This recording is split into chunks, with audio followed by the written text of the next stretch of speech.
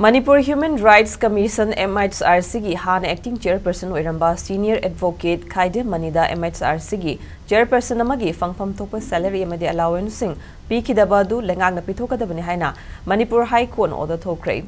Khaidem Mani masa magna petitioner oiduna lenga ki mayok ta thakiba right petition amagi case Justice A Guneshwar Sharmana ngarang me kungani thoi do order si takibani.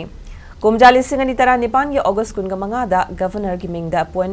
appointment thokuna MHRC gi anoba chairman ama haptribu fawba Khaidem Mani na acting chairperson oina kumja lesingani tara nipan gi August kuntra digi kumja lesingani kungani thoi gi August kuntra ma thoi fawba chahi mari suna thau puram khibane